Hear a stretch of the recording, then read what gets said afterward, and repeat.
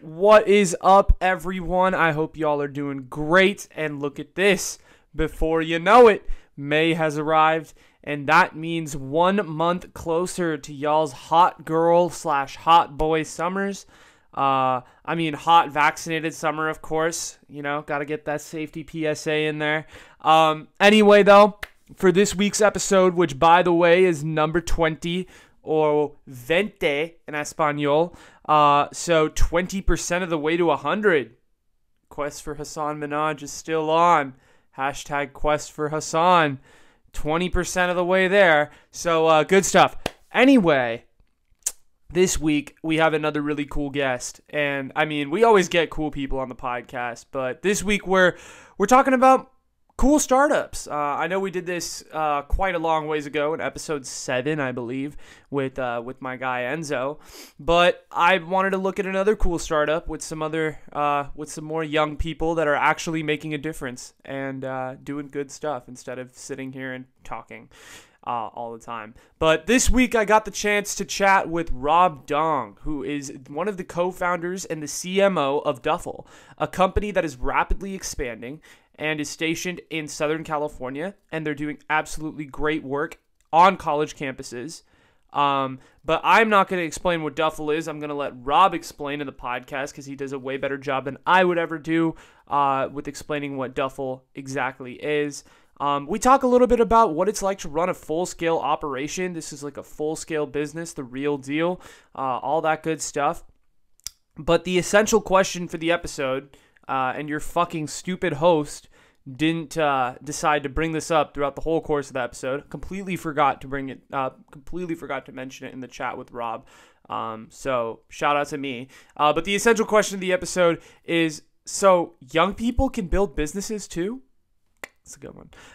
In this episode, though, we talk about all sorts of stuff, as mentioned earlier, creating a culture, creating a company, and how it's never too late to start something, or never too early in the case of Rob and Duffl. So, without further ado, I want to bring you episode 20 of the Essential Question podcast with Rob Dong, CMO of Duffl. So sit back, relax, and enjoy this one. Cue it up. Live from my parents' house, we got episode 20 of the Essential Question podcast.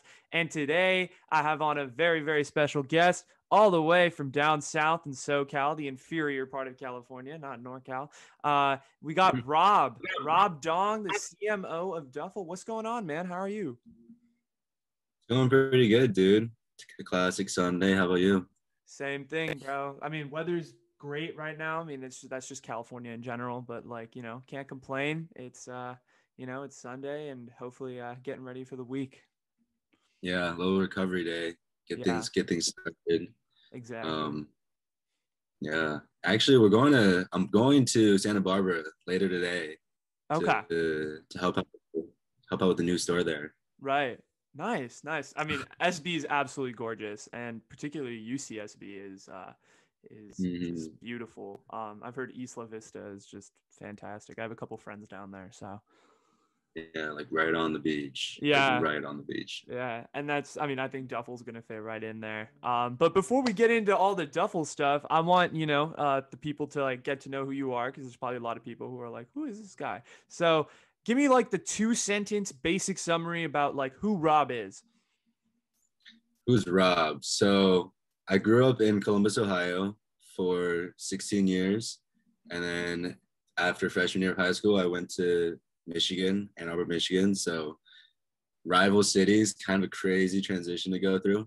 Mm-hmm. And then always kind of wanted to go out to college in a big city. So once I got into UCLA, came out here. Didn't have any really experience or interest in entrepreneurship, just enjoyed creative work. Really liked like making videos, doing something unique, if anything. So then freshman year, found out about Duffl. And then I just started working on it more, and here we are today. Yeah. I mean, sometimes it's just like your passions come from like the weirdest of places, you know what I'm saying? And I think that was the case with you. I mean, I just wanted you to kind of talk about your background kind of first before we got into like the company and all the stuff that you're doing with Duffl. I mean, who is Rob? Like, you kind of mentioned that you were really like creative and you were kind of into that. more of like the film, that type of side. So like talk about kind of like who was Rob before, UCLA and Duffl. All right. Yeah, in high school, I don't know. I played a lot of tennis. That kind of honestly defined my childhood. Mm-hmm. Played a lot of tennis, but I always knew I wanted to do something in the creative work. I drew a lot. I got really into photography. Really enjoyed making videos, like designing, like graphic designing. Also, is anything more creatively stimulating was always interesting to me. But my parents also really pushed me to kind of follow something in the STEM field, which I didn't naturally like. I guess maybe excelled at, but it just wasn't really gratifying to me. So I really enjoyed, played a lot of violin also growing up. So music. But honestly, if you asked me what I wanted to do, I had no idea. Like I knew it like something creative, but like obviously that's so broad and like it's hard to define exactly where you want to go with that. So I just found myself just pretty much that's it, just like Right. doing creative things. That Yeah. makes sense. I mean, yeah, I think that was like all of us, I guess. Like, at a certain point, you just like go in like what interests you and just, start making stuff and putting it out there and, see how it goes. Um, so you were talking about you're a tennis player in high school. I mean, I'm big tennis fan in this household. Grew up playing tennis, but didn't really play in high school and stuff. But my brother played NorCal. But yeah, big tennis fans out here. So you still Yeah. play? I probably haven't played in a couple months, but I've been playing a decent amount since coming to UCLA. A lot, That's of awesome. course, it's like a lot more recreational. Like, I have some good friends here who are also pretty good at tennis, Yeah. and we'll try to hit a good amount. So over the summer, we're hitting like a lot more, but Hmm. lately things have been getting a little busier, so it's hard to find time for it. Yeah, for But sure. yeah, I've always loved it. I started playing since I think I was like 6 or 7, Nice. and then when I was in like Ohio and Michigan, traveled a lot. Okay. But then came here, and it's just been a way to just like let the team and like have fun. Right, right. Duffel grind, be busy. So Yeah, it's hard to. so I again like have you like always been really entrepreneurial and kind of like a risk taker in the sense like since you were a kid, or like was that something that just developed when you got to UCLA? How did your kind of entrepreneurial journey begin? I really had like no experience or like knowledge or interest in entrepreneurship growing up. Um, but I think what kind of took me down that route would like it kind of makes sense now looking back at it is I knew I didn't want to do something traditional. I kind of wanted to maybe like I didn't know this at the time, but it makes a lot of sense. Like do my own thing, like maybe something that's unique, something like start my own thing, maybe. I didn't know that'd be a business. Um, I think maybe because like looking back on it, in high school, I moved 3 different high schools actually. So I Wow. guess that kind of left a pretty big impact on me, like feeling like I didn't really come from one single place. So doing all these different things together. And I guess it made me really want to do something more unique. Yeah. I mean, that makes sense. I mean, because I guess like moving around in high school, like especially in such like a formative time where everyone, has their cliques and their friends is just like it's tough to kind of like fit in and like really figure out like where you want to be and what you want to do. Because I guess, culture's different everywhere you go. So Yeah, it yeah. definitely was. Because like I said, I went from the city of Columbus, Ohio, Yeah. to Ann Arbor, Michigan, which are Oh, literally Ohio State, Michigan. Yeah, that whole massive rivals. yeah. That originally was that after freshman year, after meeting all these new people freshman year, was pretty tough. And then after sophomore year, I moved across town Ann Arbor, the 2 different high schools, Ann Arbor Huron and Ann Arbor Pioneer, which are also rivals in Ann Okay. Arbor. So like So rivals within the rivals. That's yeah, I don't yeah. know why I did that, but it made it like definitely was tough, but it also definitely like was kind of a really interesting experience For going sure. all these different like perspectives of communities and stuff. 100%. And I just wanted, like, before we get into kind of Duffl, like, kind of give what the basic bare bones summary of Duffl is. Like, if I was like, just someone who had no clue what the business was, like, explain it to me. So Duffl is a 10-minute delivery service that delivers everything you need from snacks, drinks, smoke products, or daily essentials to your door in under 10 minutes. Delivered by students using scooters, and we carry the items like at a headquarters, which is how we like at a headquarters within a mile range from everyone. So that's how we achieve our quick delivery times. Okay. And are your headquarters like on campus, or are they like kind of just off campus type thing, or? Um, it depends what you mean by on campus, but the headquarters here at UCLA is about less than a mile walk from from where I am right now, the apartment. Yeah. So it's like pretty easy accessibility to all like the residence halls and all that. Okay, for sure. Yeah, we set a delivery radius where basically on a scooter you can reach the maximum trip time is 8 minutes on a scooter. Okay. Nice. Yeah. And so you kind of gave what the summary was. So you get to UCLA, and obviously, you know, we talked about this earlier, being at one of the prettiest campuses in the country. How did you kind of become acquainted with Duffl and just the company in general?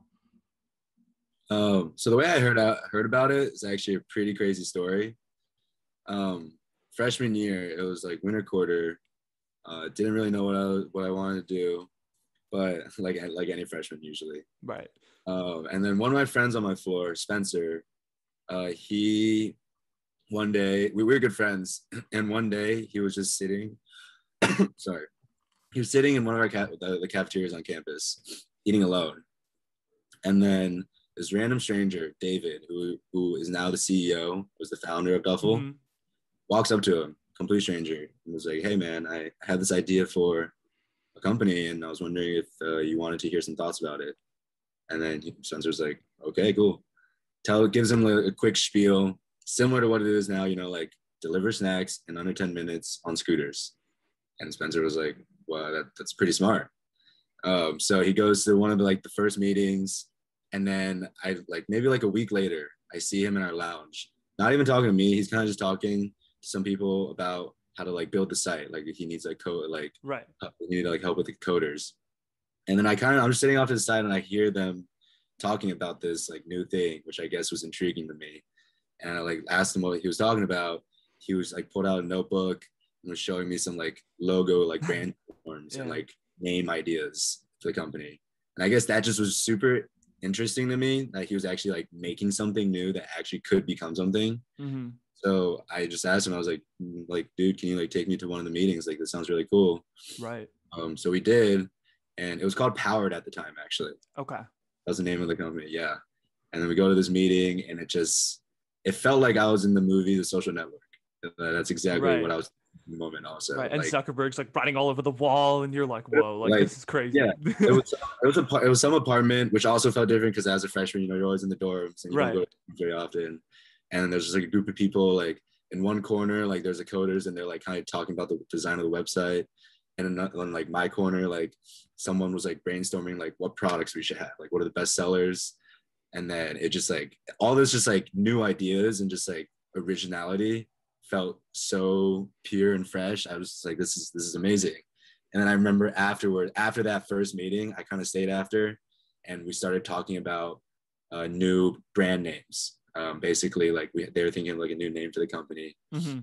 And I suggested Need, which did become the name for about a year.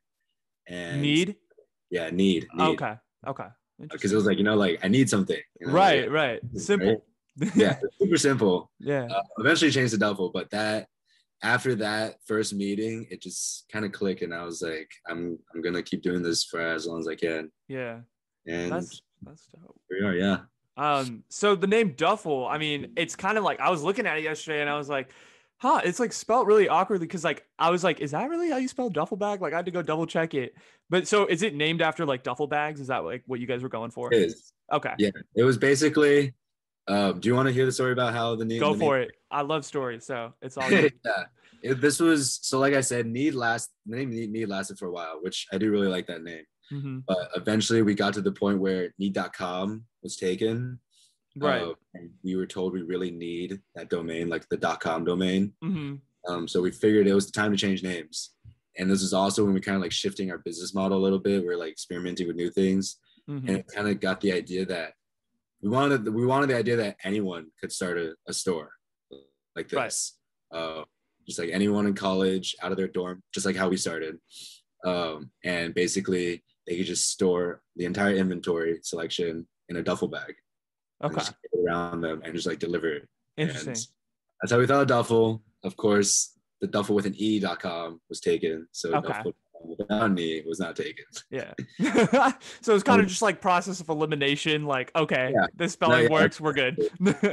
It's a catchy name. I mean, I love it. I love the name. So Yeah. obviously this is like a full scale delivery option or operation at this point in time here in 2021. But I heard the initial idea was kind of just like focused around like nicotine and like smoke products, like you were saying. So kind of explain like how you guys went from like just straight up like just delivering nicotine and all that to like the full scale kind of like 7-Eleven type store that you guys have now. Yeah. So we've always had a selection of snacks, like items, drinks, and nicotine from the beginning.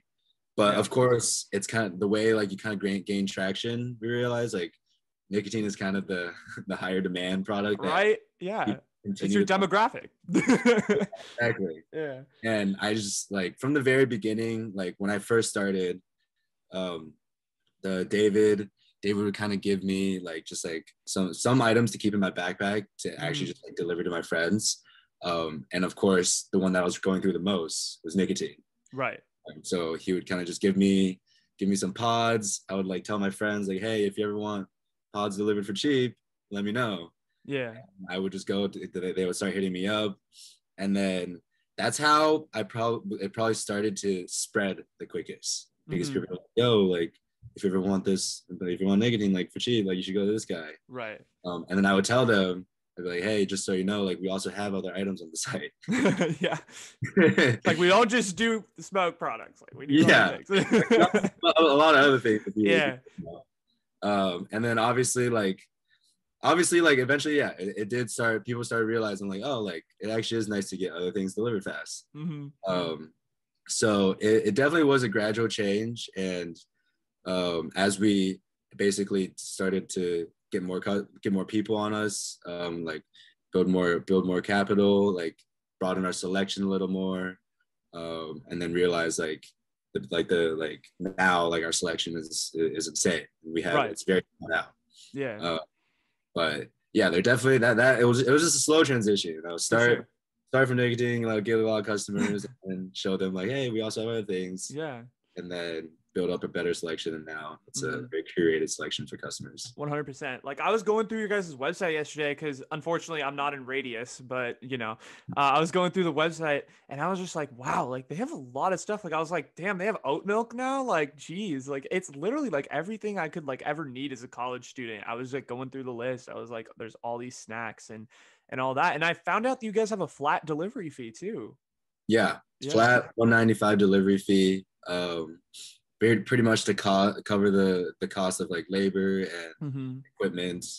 And we've realized because we used to do like a variable delivery fee based on distance, which kind of makes sense, but also it made things really complicated, and we realized it's a lot simpler to just offer a flat delivery fee for everyone. Yeah, 100%. I mean, I think like with and that's like I think an advantage you guys have over your competitors, because I think there's a lot of like companies like DoorDash and Postmates which have these like $7.95 for like Denny's, which is like 2 miles away, or like $10 for Chick-fil-A. It's like, bro, like I ain't trying to, like I'm broke. I'm like I'm trying to like pay as little as possible. So the $195 definitely does work out, I think, in your guys' favor for sure. Yeah, that's definitely like a very easy thing to just sell. Also, it's like, hey, cheap delivery fee, $195 flat, no other fees. So. So I just wanted to talk a little bit about kind of like your racers, like so that's what they're called, right? The drivers, right? Yeah. Racers. So your racers. I mean, I was looking through this, man, and I gotta say, I was like, damn, I really want to work for Duffl after looking at like what these, because I was like, they get to ride around on scooters like for their shifts and just deliver stuff and make $20 to $30 an hour. That's a great deal. So kind of talk about like the culture you're building with these like racers and like what their job is and like what they're doing. Yeah, that honestly, the culture that we're building with the Duffel community here and like our racers, is on probably what we like pride ourselves the most on, especially lately as the team's getting bigger. The culture is really building and kind of spreading across campus, and it's really satisfying and really gratifying to see like it building like that. Yeah. And I can say it really started the way like Duffel kind of started, or like the communities kind of started. Mm-hmm. It's like I was the one originally like doing a lot of deliveries among my friend group, to my friend group. Right. And then once we started meeting more people, I kind of let my friends know, like, hey, if you ever want a job, like if you ever want to ride scooters, let me know.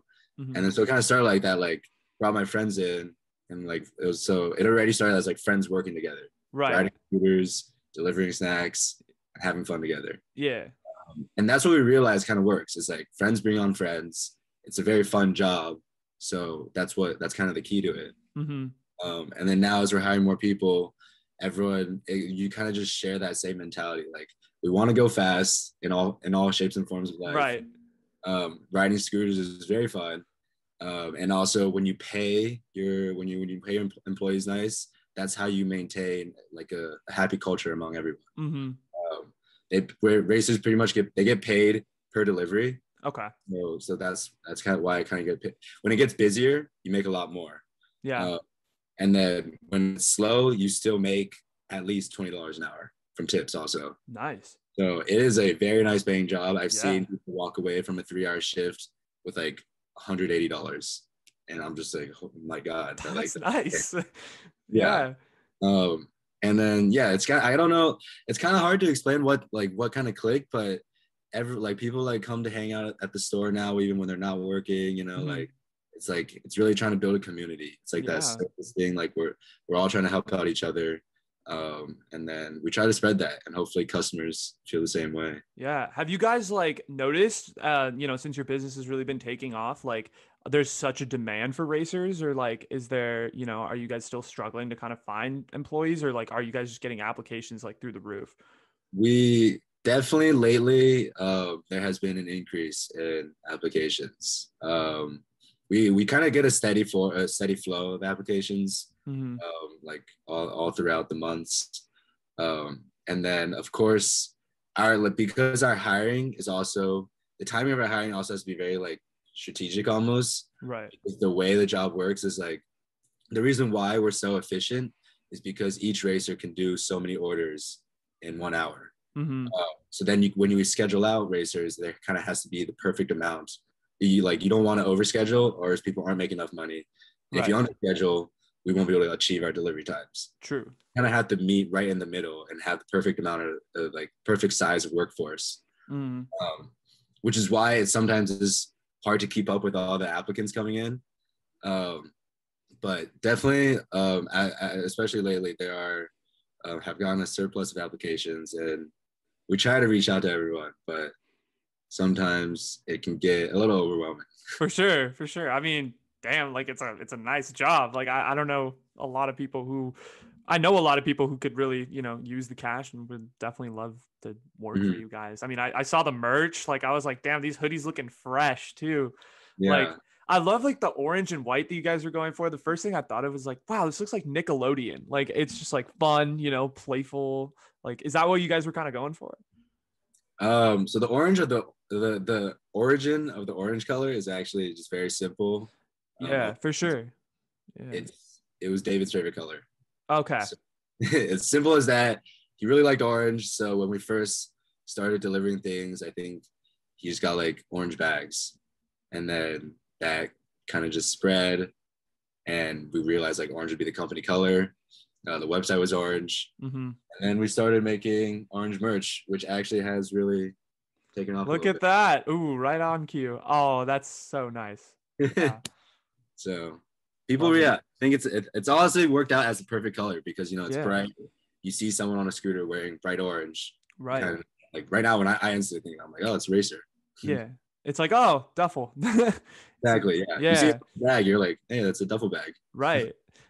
So I also presume like, I mean, you guys, most of your employees, I presume, are college students, and like, they also have lives and a lot of social commitments. So is it kind of challenging to make those schedules because like, especially on like big party nights like Friday and Saturday, where you guys probably have the most demand for stuff, is also the time your kind of employees want to work the least, right? Hmm.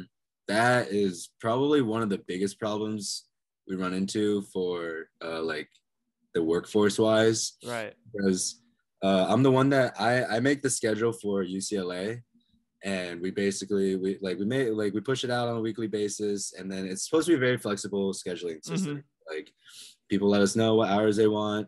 We give them out in shifts. Um, and yeah, Thursday, Friday, Saturday nights, no one really wants to work, but the store has to stay open somehow. And Yeah. people realize that. That's the kind of the good thing about building a community where everyone kind of also believes in Duffel and wants to see it succeed, and like realizes they can't, mess over the store. Right. But obviously, it always hurts. It hurts me also when I like give someone a say like a Friday night shift, and I'm like, oh, I guess they're not. They're spending that night working. Yeah. Um, but the good thing is those nights are also usually the busiest, so you make the most money on They're them. making money, right? So, Yeah. So there's two ways to look at yeah. it. But like with like the big party nights on like Friday and Saturday, do you guys wait, I totally forgot where I was going with that. Yeah, no, I lost my train of thought. Um, Do we do something? yeah. We do something, right? Yeah. Um, but are you guys okay? So this is another thing I kind of wanted to ask you guys about was like this whole idea of like the university, because you are actually performing this business on college campuses, and I bet like the universities kind of contacted you guys and like said you need to do things a certain way, and do you guys like have the fear that like schools could put regulations on these scooters and stuff like that? Um, we actually really haven't run into any problems with the universities, because we're not technically affiliated with UCLA Okay, or any university. We're a separate company that just like happens to target universities. right. And if anything, I think it has benefited us in some way where we can like work out deals with the university in terms of like maybe like food like meals from their campus from dining halls to Mm-hmm. deliver. And that's something we're working on. But for regulations, if there's been any issue we run into is maybe advertising, like Okay, putting flyers or ads up on campus places where we're not allowed to. right. Um, but other than that, no scooters, because we also everyone owns their own scooters. Mm-hmm. They're not regulated in any form Okay. by the campus Yeah. restrictions. So that's the good thing. Yeah. So you guys have so each of your employees gets a scooter, right? So you guys provide that. Yes, Okay. we when someone is hired, we give them a scooter. That's awesome, dude. This job just gets better and better, man. Um you need to start this everywhere. Scooters, So the merch, give them a bunch of money when they work. It's honestly a dream job. yeah, this sounds great, dude. I want to work this job. But so like the scooters, kind of talk about like where you guys got the idea for scooters from, like why scooters of all things. So yeah, that's a great question. I can tell you originally because David was the as the original founder, who was just doing deliveries himself. Yeah. Who knows how long? He started that because he got a boosted board, Okay. and he got a boosted board freshman year of college, and he just realized that he was able to transport around campus faster than anyone else, Mm-hmm. faster than cars because they're more nimble, of course, faster than walking. So like that type of like electric small vehicle, just kind of realized it was like it's kind of the perfect pace and like the nimbleness for Right. college. And then I think by the end or midway through his freshman year, so he's a year older than me, Mm-hmm. Bird dropped off their fleet of scooters on campus. Okay. It was like overnight, apparently, that just like all of a sudden you just see all these scooters laying around campus Yeah. for people to use. So he kind of puts two and two together, and he's like, "Why don't we use these things if they like because they're pretty much the same speed as a boosted board." and the same amount of like flexibility and Mm-hmm. nimbleness. So he realized like, why not? And then in hindsight, like from my perspective, like as I ride my scooter around campus, I think it is probably the most perfect mode of transportation for a for a college, Right. because college is just small enough where you can you can go from one end to the other end on a scooter without taking that long. And it is definitely faster than a car in my opinion, because you're able to kind of like go through different ways that a car couldn't.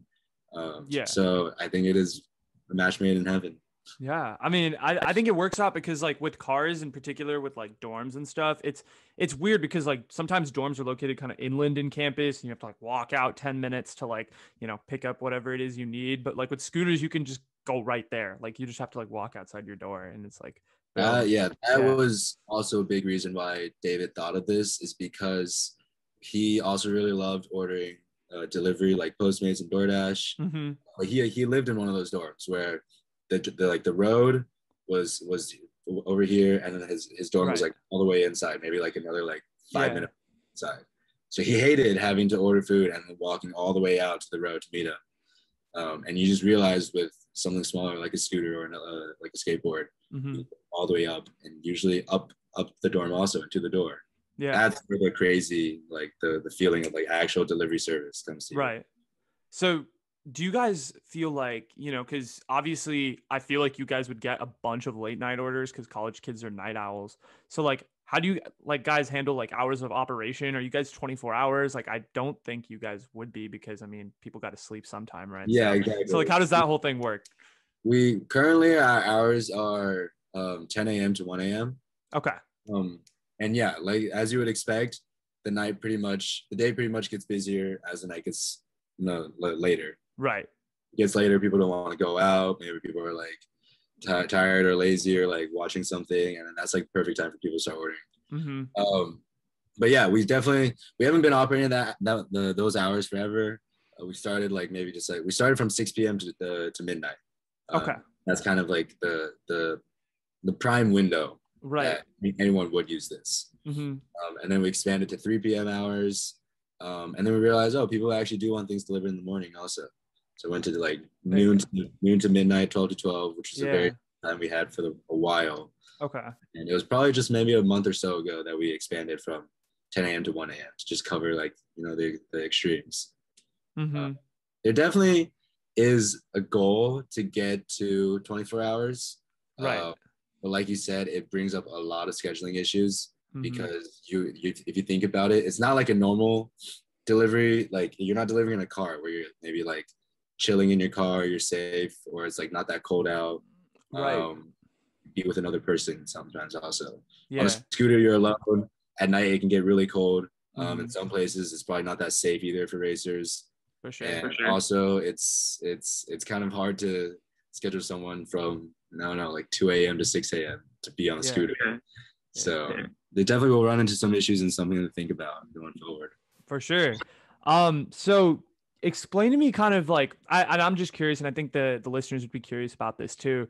So kind of explain to me like what the process is to get from like point A to point B. So like let's say I want to order a puff bar to my dorm. I don't know any of the UCLA dorms, but like I want to order a puff bar to my dorm. Like what would be the process of like from like A to B? Like kind of explain it.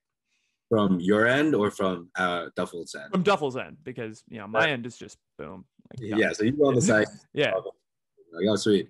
But on Duffl's end, pretty much. So at the headquarters, we keep all inventory. Everything is Right. stored. And then we have a manager and some racers who are currently Mhm. working. And we also have our own website, basically like the racer website, to basically keep track of all orders. Right. So when you order, we'll see on our site, your name will pop up as an order. It'll show your name, your address, what you ordered, and then how long you ordered ago. Mhm. Really, in that moment, it comes in, the manager sees it, goes to the shelf, picks up a puff, puts it in a bag, writes your name, and gives it to a racer. And then if it's as seamless as that, usually like depending how busy it is, it can get pretty hectic, like a lot of orders being packed at the same Yeah. time. Maybe like up to 8 orders in one trip. Okay. But pretty much, yeah, they write your name on a bag, put it in a bag. Racer puts it on them, goes out the door, scooters, heads your direction, sees on his app where exactly you are. Sometimes if you're in like an apartment complex, and we might have the door code. That way we'll actually be able to go all the way to your door. Wow. Oh, see, Yeah. that's convenient. I like that. That's Yeah. kind of the nice thing about friends, working with friends, is Hmm. because a lot of people live together who work together. Right. So sometimes I've done this many times, like my friend will order from like our house, and then I will literally scooter here, go inside, go into his room, and like give it to him in his bed. And Yeah. he will have even had to like move an inch from when he ordered. Wow. That's crazy, bro. I That's what we strive for. Yeah, that's amazing. So kind of like I kind of wanted to go back to like the beginnings, like you were talking about your freshman year, you like the whole social network scene. So kind of talk about the beginnings and like what were some of the early problems that you guys encountered and how did you guys kind of overcome those obstacles to get to where you are? It's a great question. Um, I can think of one of our biggest problems is because we used to run this out of an apartment. Yes. Um, so, and of course, when things were very scrappy back then, we didn't really have any supply chain at all. It Mm-hmm. was literally just, well, go to Walmart. I remember this. We would go to Walmart, load up like 2 shopping carts just full of items. We were just, oh, we should sell this. Let's buy a Yeah. couple. Oh, let's sell this. Buy a couple of those. Fill up 2 shopping carts, probably worth like a couple $100. Put it in a like car, like load the car up, go back, load up the shelves. We didn't even have like an inventory system or like any like really built out system to fill up products like that. And Right. the shelves were kind of overflowing. Um, and then for each new item we wanted to add, I remember because this was mostly my job in the beginning was like Mhm. we would have to take a photo, like get the lighting all right, and then go put on Photoshop, kind of remove the background, add in a shadow, put in these details, and then it was a very manual process, which Mhm. made apply very difficult.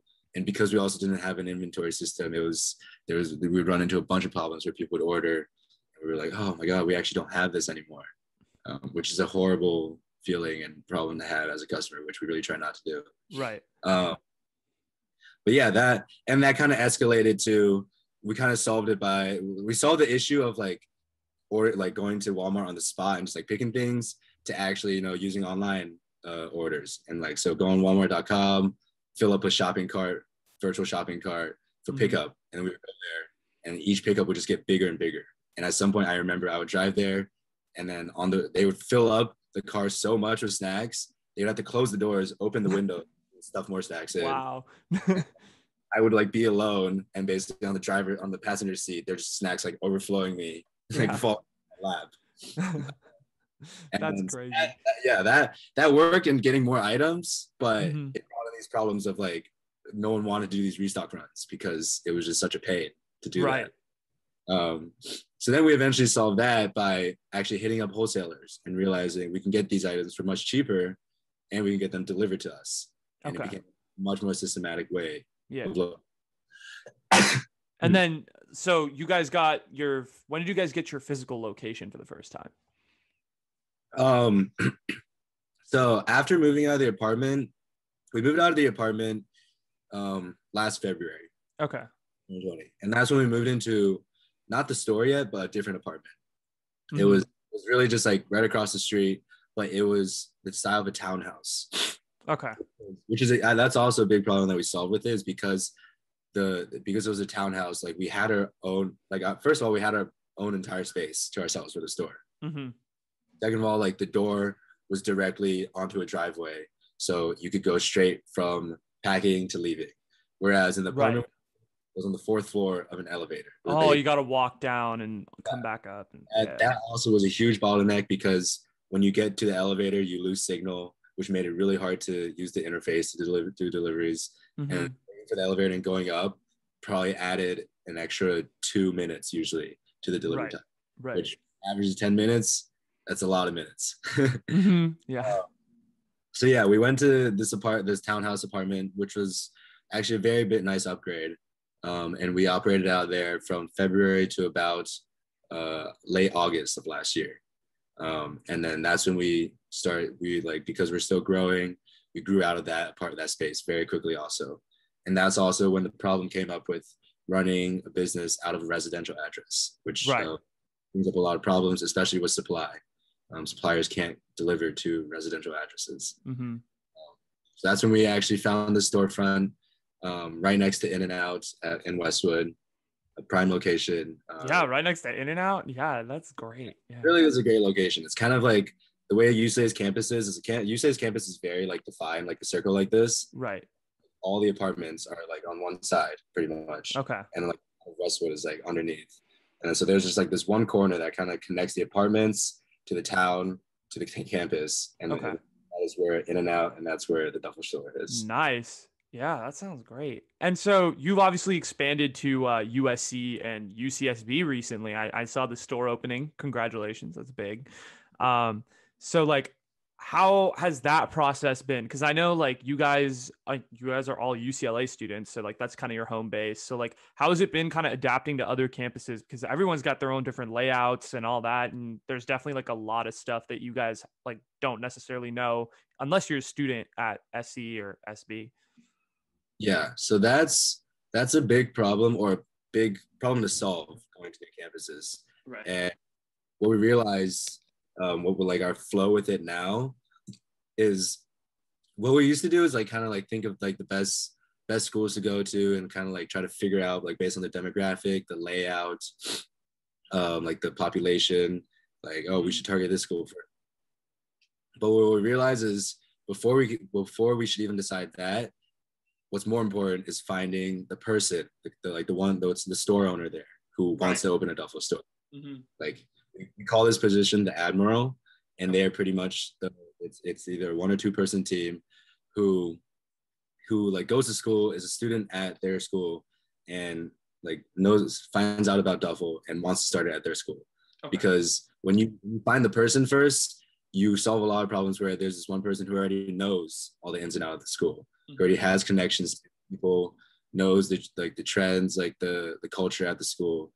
And then so that kind of becomes your point person for the school. Right. And that's how we were able to like penetrate as deep across the school and like we don't have to know everything about a school, but as long as we know that one person who knows everything, it makes it a lot easier. Yeah. So you guys kind of going for like a franchise model type thing where it's like, okay, these two are like our points here and here and here, and we can just like check in with them, but they kind of have autonomy over their territory. It's almost like a franchise model, but not exactly. It definitely is like a, like a find a point person and like these different branches out there where they are in charge of their school. Right. But what they do and like it is still very much so provided and guided by us. Mm-hmm. So like they know how to maybe market to their school and how to like what items would sell best. But Duffel is still the one that like supplies for them and gives them the materials needed for their marketing and like helps them recruit their employees. Mm-hmm. Yeah, definitely. I kind of wanted to talk a little bit about like your role within the company, because you are listed as the CMO of Duffl, which is the Chief Marketing Officer. So I just kind of wanted you to go through like what you do, and also like, do you kind of consider yourself to be like the spokesperson of the company, or like the quote unquote like president or face? I don't consider myself that, but I think like David is definitely, I would say, the spokesperson of the company. He's a CEO. Sure. He knows the most about the company. He talks about it the most eloquently. But I think just by nature, by being in charge of marketing and kind of like PR, brand image, and growth for the company, I definitely do find myself talking to a lot of people about the company and like things like this, right. So in that shape, some people may be like, yeah, you're the face of the company, but obviously, don't always feel like that, Yeah. Yeah. On a personal level, I help, like I said, like brand image, responsible for growth for the company. So how do we make sure that each campus is still growing every week? what that means, like social media initiatives, advertising, Yeah. like, and also so like things like that. Also going to like merch, so Hmm. which is advertising. So that, like I said, that's how I get my creative juices out of me. I get to Yeah. make some ads, shoot some videos, design some physical merch items, Hmm. which honestly I think has worked out perfectly. Like I said, that's what I enjoy doing, Right. falling perfectly in my job. Yeah. Um, and then also, I think something that I really also enjoy doing for the company is kind of like HR and Okay. company culture. Yeah. Because I know like the because it kind of started originally from like hiring friends. Um, it's kind of become a thing where like I'm working hard to maintain the culture and make sure everyone's having a time. If they're not having a good time, then I'm not having a good time. Right. So you kind of were what was I gonna say? Jeez. Got me off track. But explain kind of this whole idea of fundraising, because obviously fundraising is very difficult. And sorry to like jump around. But so fundraising, you guys are young, you guys are all college students, we're all in the same boat, trying to take classes and all that. And I know you guys have fundraised close to $1 million using Y Combinator, which is a very impressive feat. So kind of talk about like what you guys have done with the fundraising process and how that's gone. And has it been more difficult because you guys are young? Yeah. So David is as a CEO, he is the one responsible for fundraising. So Mm-hmm. I don't know as much about it as he does. But I know, yeah, after YCOM, after like basically like you spend all of YCOM preparing for demo day, where you pitch to all these investors Right. in the hopes of raising funds. Um, but last year that demo day just happened to land on the same right at the same like week and time as when COVID hit really hard. Yeah. Everyone left. So basically, the entire student population left. Duffl pretty much had to shut down for 2 weeks because there was no one here to deliver to. Mm-hmm. That was right when we were fundraising, so it made it really hard to fundraise. Um, but yeah, found we found some VCs that were interested, and eventually we raised $1 million after that seed round, which has lasted us a while. And now we have actually just a couple weeks ago, David, we decided it's time to start trying to raise our Series A. So that's what David has basically. He's kind of taken a step off being here on campus and like managing the store and making sure like he's like offloading a lot of work to the rest of the team while he's pushing hard on fundraising now Okay. because it's really like a full-time job. Right. Like you schedule, it's meeting after meeting, call after call, talks with investors, coffee chats, Mm-hmm. like, and also like really practicing the pitch. Yeah. Uh, yeah, and it honestly is kind of crazy as he's 22 years old, doing this. Um, it's very definitely a very young age at doing it, but For sure. he's good, and it's fun. It's a definitely a very interesting process. Yeah. You were kind of talking about like how you guys are, 22 years old and 21 and whatnot, and now you're like growing this business. You guys did like $1 million in sales at UCLA last year, which is incredible. So kind of talk about like what your personal growth has been like with the business undertaking like this, because this is like no easy feat to do, as particularly as a college student. You have your classes and all your other ancillary responsibilities to worry about. Like how, like talk about like how you feel like you've personally become different through this whole thing. Yeah, that's that is a really tricky question. Because I feel like I definitely grown, but it's hard to pinpoint exactly how I have. If anything, it's helped me, I think, mature faster in a lot of ways and kind Mm-hmm. of recognize the responsibilities of my life and like priorities.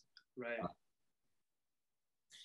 And also leadership is a big thing because the job changes as the company grows also. So Mm-hmm. what used to be my main job, kind of like making content or doing like things for making like images for the website or just like little jobs like that, has now as the growth department grows and we bring on more people, it kind of becomes a more like manager job where Yeah. you can't do all the little things that I used to do, but you find people to do them, and then you have to just start making sure people are doing it correct, or like hiring on new people. For sure. That's definitely been, I think, a big thing I've still am trying to learn, and hope to get better at is leadership better, and Yeah. like having a team and like knowing how to coordinate everyone. Mm-hmm. Yeah, 100%. And I feel like what's crazy about this whole thing is like you guys were, I feel like you were talking and kind of mentioning earlier, you guys really were like building and building, and then COVID kind of really threw a wrench in everything. So like kind of talk about like what was that adaptation process like, particularly for a business like you guys where you guys depend so heavily on college campuses and kids being there and, employment from college kids. Like how did you guys adapt? Yeah, it definitely was a very interesting experience because we were growing like very fast at the end Mm-hmm. of YCOM. It was looking great. And then suddenly our graph is like looking like this and pop, just like Yeah. zero. And we shut down for 2 weeks. And um, obviously we knew like that wasn't the end. But college students kind of just left and shut down for 2 weeks. And it honestly was a very like nice break to have after a very like YCOM 3 months, just nonstop work. Right. But then we decided, afterwards, we should open up because there are still some students here, and delivery is perfect for a time like COVID. It's what Right. they. Um, and then honestly, if sometimes we think about it, COVID was a blessing in disguise for us because delivery, like I said, is the perfect model for something like COVID. People needed things delivered, and because our population is lower and our entire workforce is also gone, it was kind of when we've opened back up, it was just the co-founders working, and because there's only a couple of us, we only had like one person working at a time, Right. and that's how we discovered the efficiency of what a racer can do because we only scheduled at a time. They eventually, as things like slowly picked up, we would stick with one person, and it kind of just tested the limit of how many deliveries in an hour can one racer actually do. Right. Uh, yes, and then so that's when Brian, who's our CEO, our coder guy, pretty much, Yeah. he I think record one time did like I think like 57 deliveries in 3 hours, That's impressive. Wow. which was mind blowing, and it really Yeah. opened our eye. Okay, because that also saves so much labor costs, and Mm-hmm. yet makes so much money also. So that yeah, like that. COVID's slowing business down, but also it really allowed us to kind of slow down and get our systems in check before things really start picking up again. For sure. Going on infrastructure and prepare for when we may actually have to do like hundreds of deliveries in a couple Yeah. hours. So like are you guys now like at full or like is it kind of feeling like where it was back before COVID or have you guys still seen like kind of a little bit of a drop off or No, we definitely we are in the each month we're hitting record months. wow, okay. So it definitely has grown a lot and much bigger than before it was COVID. Uh, but also, campus is also not at capacity right now. Right. Dorms are empty. A lot of the other side apartments are empty, which, like I say, is a blessing because if the dorms and like Hillgard, which is the like kind of opposite side of campus, Mm-hmm. those deliveries take way longer. And Right. when campus is full, we have a lot more of those. But right now, because we're close to the apartments and everyone's storing to the apartments, it's really manageable. But that's what I was thinking about come fall when the dorms are actually open again, campus is actually popping. Um, we're expecting an insane increase. For And it's sure. almost scary to think about because Yeah. our stage right now and our like how our systems are built out, I don't think we're prepared for that, which is why Mm-hmm. kind of giving us that time, that extra buffer time to get ready for a campus at full capacity. Yeah, yeah, 100%. And that's crazy because you guys are hitting record months now. Like with COVID, it's like I can't even imagine, like when campus does open up, it's going to be pretty crazy. Um, I forgot to ask you like completely. I really wanted to ask you this. What are your guys' like top selling items? I'm just curious. Like what do college students love from Duffl? The number one is definitely yerba mate. Okay. Guayaki, yeah, I don't. That has always been from the beginning. It was just one of the best selling products. Mm-hmm. I think I think a lot goes like, because it's an energy drink. It's healthy, um, and it's also a very sustainable brand, which I think has also. I don't know if it originated from UCLA, but I just remember coming to when I first came to UCLA. I didn't know what yerba was, Okay. but then it was on about I think it's a what a very great. California thing, dude. Because like honestly, I have friends who like didn't grow up in California, and like when we were in college, like they yerba mates everywhere, and they were like, "What is this? Like what?" And then they like became hooked on yerba. So you know, When I I think it's a California thing. when I came here, I had no idea what it was, and then Yeah. I saw these memes about everyone being like, "Oh, if you don't have a yerba in your hand, you're nothing."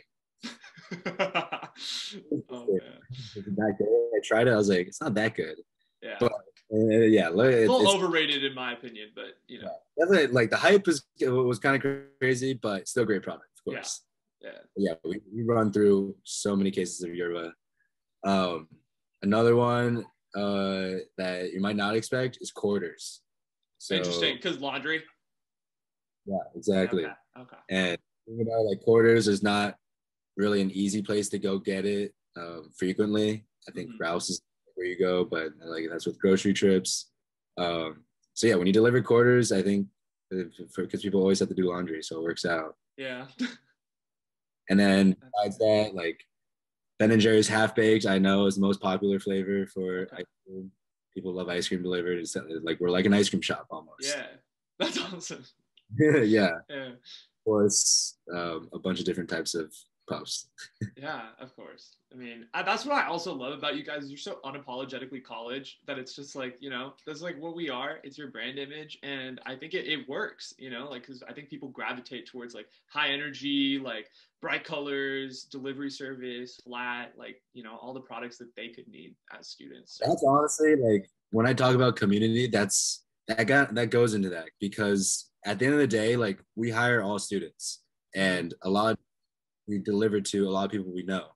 And Right. it's like we say it's for students, but by students for students. Mm-hmm. So at the end of the day, like you kind of realize we kind of are like relatable and like we're all friends and we can all know each other. So there's Right. no reason to beat around the bush, right? For Like sure. we are selling smoke products and nicotine products. Um, we sell things like pregnancy tests. Yeah. Like there's no point to lie about it, and Exactly. that's Right. I think it's that genuine like connection you can kind of build with customers. That's what they like about it. It's like it's real. Like Yeah. whenever I have to deal with maybe like a customer support call, like they call because something's wrong with the issue, I like talking to them as if like they're my friend, as if I know them. I'm like, Mm-hmm. so sorry, like that's actually messed up that this happened. Like we're like you know we're here for you. Yeah. It's just nice building that connection with customers, knowing that like we're all on the same page. For You know? sure. For sure. I mean, because at the end of the day, we're all the same, you know, age and like doing the same stuff and going to the same classes and all that. But speaking Mm-hmm. of classes, have you ever thought just like this business is doing so well now? You guys are in 3 different campuses, and I'm sure you're looking to expand, which I was going to ask you about a little later. Do you just think about dropping out and just like doing this full time? I definitely have. I definitely have. And I actually think about that a lot more frequently than maybe I should. Mm-hmm. But I remember like right after YCOM ended, I had taken a quarter off school, so the Okay. thought of going back to school was already really painful, Yeah. especially because I mean I plan to stay working with Duffl for as long as I can imagine. I Right. want to see, and if it's growing at this rate, they really it's hard to like justify like why do I still need to go to school, you know? Yeah. Uh, yeah, but at this point, I am really close to graduating. I'm graduating early, so by the Okay. end of this, I plan to be finished with school. Okay. Um, so that's kind of what keeps me in check. I'm like only one more quarter to go, and then I'll be done forever. Yeah. And you can have a college diploma. I know. The parents will be But, happy. Yeah. but definitely like Brian, like I said, our COO, he dropped out last quarter. Okay. Um, so There's definitely a lot of thoughts about how to balance school with this. Right. I mean, what's worked for you? Because I'm just curious. I mean, you're a college student, and this is a huge business. So, like, how have you found what's worked for you? Um, what has worked is barely getting by in school.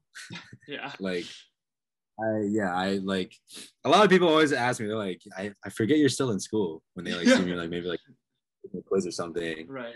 Uh, but and I will say online school has helped in Mm-hmm. that made it a lot easier to do school on my own time and from different places. I've done lectures like at the store, maybe like when we're doing like a holiday special and I'm like running a booth and I just have my computer to the side like in class. Right. Yeah, but that definitely has helped a lot. But it also hasn't helped in the way that it's made my attention towards school maybe deteriorate a little bit. Yeah. Uh, because it is on my own time. Like I tend to prioritize work for Duffl because it also just feels like a lot more real work. Honestly, like I Mm-hmm. see the effects of the work I do for Duffl. For sure. And I mean, But I feel like you guys are doing this like full time. Like this is your career, and you're like ride or die with this. You know, it's like this yeah, business goes down, we go down with it. Like yeah, so. really. Yeah. Um, well, what honestly helps also is at this point because I know, because I value my what I've learned from Duffel a lot more than like, oh well, yeah, I value what I learned from Duffel more than what I learned from school at the moment. So Mm-hmm. what has helped is taking classes that actually seem interesting, like classes that because at this point I am finished with my major, so Okay. I, I'm like looking for classes that I maybe am generally interested in, want to learn more about. Right. So that keeps me somewhat engaged still. Yeah. What's your major? I forgot to ask you. Communications. Okay, for sure. Right up like the whole CMO alley type thing. Yeah. Yeah, honestly, it's worked out perfectly. I came in undecided, and then I kind of followed the communications route just because it's a very broad major. And it seemed to Mm-hmm. great things that I enjoyed doing. Yeah. Now looking back on it, it is probably the most perfect major for marketing. Yeah. There you go. So I also wanted to just ask you, like, where do you see like Duffel growing this year, and then potentially like 3 to 5 years down the road? Where do you kind of? I know that's super like broad, and you're like, bro, like, come on now. But like, what's the end game? What are you guys going for? um, End game is definitely have Duffel worldwide. For That's sure. Yeah. but yeah, right now for the rest of this year, a good goal I think we've set is trying to expand to as many schools as possible. We're targeting schools first, of course. Um, if we can get to 5 schools by the end of this year, I think that would be a very, very good achievement. Yeah. You got to come up north, bro. Come on now. We're working on Berkeley. Okay. Okay. Okay. I have a lot of friends in Berkeley that would absolutely dig this. I Yeah. mean, the way it works is based on we don't really decide where we go. We kind of Yeah. decide.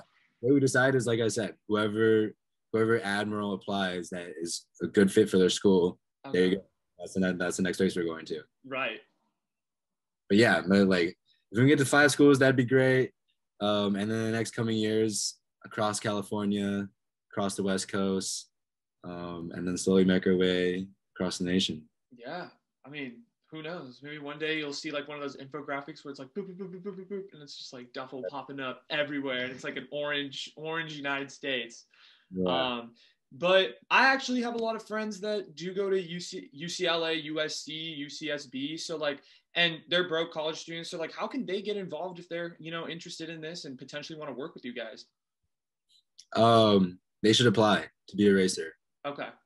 That is always whether or not someone wants to just be a racer or someone wants to maybe do more, like help out the company in another Mm-hmm. way. The first step is always to apply to be a racer Okay. because the first value of any employee in Duffel is be a racer, and then that is supposed to be metaphorically and literally, because as a racer, we want to go fast, and that's kind of like a value that spreads across the entire company. Mm-hmm. We want to go fast, we want to grow fast, we do things with a purpose. But besides that, everyone who is on the team right now, who is maybe in upper management or has done more than just racing, started as a racer. I Okay. started as a racer. David, of course, started doing all the deliveries himself. Right. Everyone should know how to race because that is also how you kind of develop the core values and ideals of Duffl. Mm-hmm. So that's something we really stress a lot. Like anyone in this company in any form doing work in any form, it should be a racer. Is a racer. Okay. And I was just curious, this just popped in my head. Like, have you guys had like safety issues where like maybe racers have gotten into like accidents or like flown off their scooter or something like that? Like, Yeah. yeah. There was definitely a period over the summer last year where we were seeing a little more injuries than normal pop up, because that's when we were also achieving our fastest delivery times. Okay. So the sort of like competition inside Duffl kind of like was blown. It was like, oh, I'm the fastest racer. I'm gonna be faster than you. Yeah. Oh, and I think that may have got people straight away from safety. And it also doesn't help that a lot of the streets in the apartments in Westwood are horrible. Like the amount of cracks on some of these streets are kind of atrocious. Yeah. And on a scooter, you hit a crack going pretty fast at the wrong angle, you're gonna fall. Yeah. And it really sucks. But yeah, ever since with that's when we started to realize like safety is besides speed, safety is our number one priority. Racers wear helmets now. We like have first aid kits, have procedures for if people get injured. And we also, we try to train them in scooter safety, but it is definitely something to keep in mind. For sure. I that was just something that literally popped into my head like 5 seconds ago. I was like, oh my gosh, like how many people have, fallen off? But Rob, thank you so much. I wanted to ask you one more question, but it's a super cheesy question, so I'm not going to do it. But thank you so much, Rob, for coming on the podcast. I'm much appreciated, taking some time out of your very busy day. I know you're headed to Santa Barbara later today to check out the new store. Hope all goes well on that front. Any last words for the podcast from me, anyone? No, I don't think so. I think that was a very fun podcast to do with you. You asked great questions. Appreciate it. Anyone listening, if you don't go to UCLA or USC or UCSB and you want to see Duffl at your campus, check out the website, duffl.com, and you can either send it to someone you know or yourself and become an admiral. Hey, and I'm going to be linking it down below, and I'm going to link their Instagram too. You guys have other social media? Instagram is our biggest one. I would definitely link that. Okay. But TikTok we're working on. That's TikTok? Good. That's what we're working on. Okay, working on TikTok, coming soon. But Rob, great talking to you, man. Appreciate the time. Everyone, once again, hope everyone enjoyed my chat with Rob and that everyone was able to take a little something from it. Honestly, I really love talking to young entrepreneurs. They have this really cool energy about them, and it's just awesome to be able to chat with them and kind of see and feel what that energy is like to go out and do something firsthand. I've linked all of Duffl's stuff down below, social media, so their Instagram, their website, all of that, and to all my people at UCLA, USC, and UCSB. I know there's a lot of you guys here, a lot of elite college students. Guys, do yourself a favor, and if you can and you want to work, go become a racer, because it sounds amazing. If you listened to any part of this episode and didn't think that job sounded sick, you're weird. And it seems like just a cool opportunity overall, getting into a startup on the ground up and maybe working your way up. It seems cool. Look into it. Highly recommend from me. But yes, linking their website and Instagram down below. TikTok is soon to come, as Rob mentioned, so stay tuned and keep updated with the company, because it seems like they're just continuing to do amazing things and building very rapidly. And so get in on the ground floor, because it's going to be amazing. But if you guys did like the episode, feel free to leave it a like in the YouTube video and go ahead and subscribe. Comment your favorite part. I've been getting a lot of comments lately, so feel free to comment what you guys thought. I've linked all my social media stuff down below, so go check those out if you can. And on Spotify, go hit me with the follow there so you guys stay updated. And also, as I mentioned earlier, my social media, I'm posting a lot of cool stuff there, updating people on when the episodes come out, and so you guys are well aware of when they're dropping. So anyway, I hope you all have a great day, a fantastic evening, whenever it is you're listening to this, and I hope everything goes great and fantastic. But that's all I got. Hope you guys enjoyed the episode. Peace.